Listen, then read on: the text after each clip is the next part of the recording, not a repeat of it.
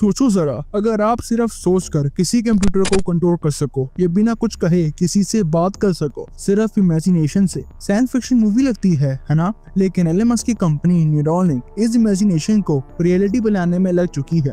Neuralink एक ऐसी brain chip develop कर रही है जो इंसान के दिमाग को डायरेक्ट कंप्यूटर से कनेक्ट करेगी बिना किसी वायर्स के। इस वीडियो में हम देखेंगे ये चिप कैसे काम करती है, क्या पॉसिबिलिटीज हैं, क्या खतरे हैं और इसका फ्यूचर आगे क्या हो सकता है। तो वीडियो को एंड तक जरूर देखना, क्योंकि ये सिर्फ एक चिप नहीं, एक रेवोल्यूशन है। न्यूरोलिंक का मिशन शायद सिंपल लगे आपको, लेकिन इसका इम्पैक्ट दुनिया को हिला सकता है। ये एलन मस्क का वादा है इंसान के दिमाग को डिजिटली अपग्रेड करने का। एलन मस्क कहते हैं न्यूरोलिंक का पहला मिशन है न्यूरोलॉजिकल डिसऑर्डर्स को ट्रीट करना, जैसे स्पिनल कॉर्ड इंजरी, ब्लाइंडनेस और इवन डिप्रेशन जैसी बीमारियों को। लेकिन एलन मस्क का मकसद सिर्फ ट्रीटमेंट तक नहीं, वो इंसान की एबिलिटीज को नेक्स्ट लेवल तक ले जाना चाहते हैं। सोच के तो देखो, अगर एक पैरालाइज आदमी सिर्फ अपने थॉट से कंप्यूटर चला सके, या एक अंधा इंसान दोबारा दुनिया को देख सके। सुनने में तो ये थोड़ा सा अजीब है। लॉस्ट सेंसेस को वापस लाना और डैमेज ब्रेन को दोबारा जिंदा करना। एलन मस्क का ये भी कहना है कि लॉन्ग टर्म में न्यूरोलिंक से हम अपनी मेमोरी इनहेंस भी करा सकते हैं, लर्निंग अल्ट्रा फास्ट हो सकती है और एक दिन direct brain to brain communication यानी टेलीपैथी भी पॉसिबल बन सकती है। इमेजिन करो, बिना किसी डिवाइस के, सिर्फ सोच के किसी से बात करना। एलन मस्क का मानना है कि न्यूरोलिंक इस फ्यूचर को रियलिटी में बदल सकता है। अब आप ये सोच रहे होंगे ये सब कैसे पॉसिबल होगा,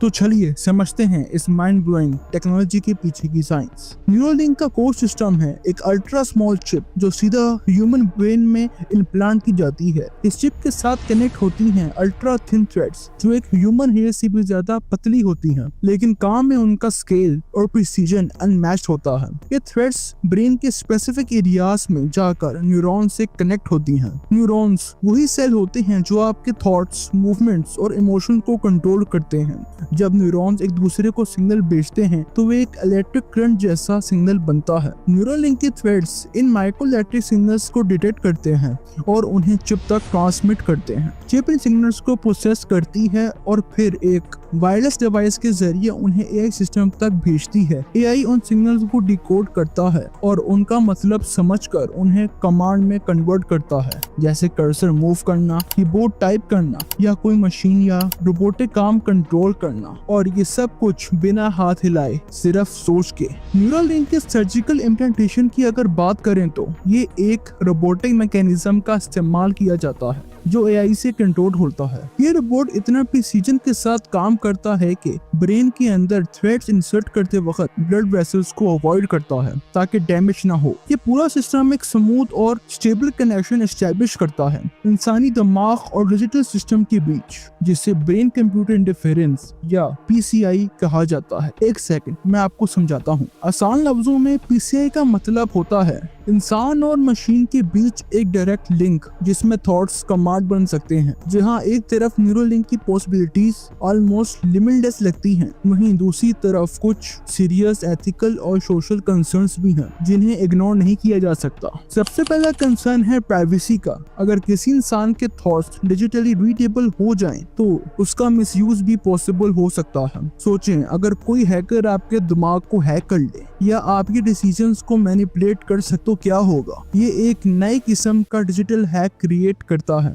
आज तक हम प्राइवेसी कंसर्न्स की बात करते थे, लेकिन न्यूरोलिंक के साथ सवाल उठेगा मेंटल प्राइवेसी का। दूसरा कंसर्न है कंट्रोल का। अगर एक चिप इंसान के ब्रेन में लगी हो तो क्या कोई और उस चिप के जरिए उसके दिमाग को रिमोटली कंट्रोल कर सकता है? क्या इंसान अपने डिसीजन का मालिक रहेगा या कोई और उन्हें कंट्रोल करेगा? और तीसरा सबसे टिपिकल कंसर्न, इंसानी पहचान। अगर आप एक मशीन के थ्रू अपने इमोशंस, थॉट्स या मेमोरी को ऑल्टर करते हो तो असल में आप हो कौन? और फिर आता है इनइक्वालिटी का इशू। अगर ये चिप सिर्फ अमीर लोग अफोर्ड कर सकते हैं तो सोसाइटी में एक नया टैग क्रिएट हो जाएगा। एक तरफ होंगे डिजिटली अपग्रेडेड ह्यूमंस जिनके पास सुपर ह्यूमंस एबिलिटीज होंगी और दूसरी तरफ होंगे नॉर्मल ह्यूमन। इसी वजह से एक्सपर्ट्स मानते हैं कि न्यूरोलिंक जिसे पीसीआई सिस्टम के लिए proper ethical guidance, legal framework frameworks और स्ट्रिक्ट मॉनिटरिंग की जरूरत है, वरना ये टेक्नोलॉजी ह्यूमैनिटी के लिए एक नया मिसाल बन सकता है। न्यूरालिंक ने अपनी जर्नी में काफी इंपॉर्टेंट माइलस्टोन्स अचीव किए हैं। सबसे पहला उन्होंने जानवर पर ट्रायल्स किए,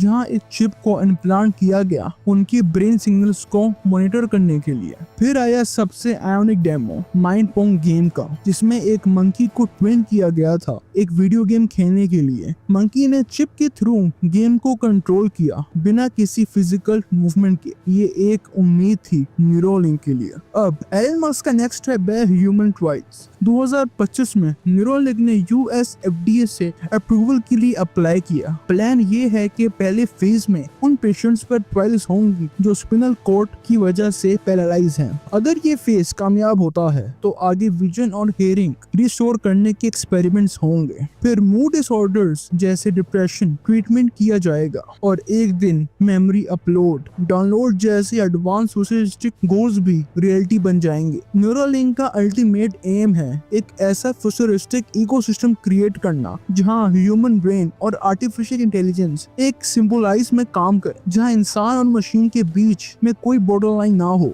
और दोनों एक दूसरे को एनहेंस करें। लेकिन जितना बड़ा ये विजन है उतना बड़ा चैलेंज भी है। सबसे पहला चैलेंज है सेफ्टी का। ब्रेन एक बहुत ही सेंसिटिव और कॉम्प्लेक्स ऑर्गन है बॉडी का। अगर ये इम्प्लांट कुछ सालों बाद फेल हो गया या इन्फेक्शन हुआ तो डैमेज परमानेंट हो सकता है। दूसरा चैलेंज है लॉन्गेविटी का, यानी चिप कितने साल तक काम करेगी। अगर रिप्लेसमेंट की जरूरत हो तो क्या वो प्रोसेस सेफ होगा। तीसरा इशू है कंपैटिबिलिटी का, क्या ये चिप ब्रेन के टिश्यूज के साथ लॉन्ग टर्म में कंपैटिबल रहेगी। अगर बॉडी ने चिप को रिजेक्ट कर दिया तो पूरा सिस्टम फेल हो सकता है। पब्लिक परसेप्शन भी एक बहुत मेजर फैक्टर है। कई लोग ब्रेन इम्प्लांट से नेचुरली डरते हैं। उन्हें गाइड करना, उनका ट्रस्ट जीतना इक्वली इम्पोर्टेंट है। लेकिन अगर ये सब चैलेंजेस सक्सेसफुली हैंडल हो जाएं, तो पैरालाइज का क्योर, ब्लाइंडनेस का सलूशन, मेंटल डिसऑर्डर्स का advance treatment, even brain diseases का अर्लियर डिटेक्शन, सब कुछ पॉसिबल हो सकता है।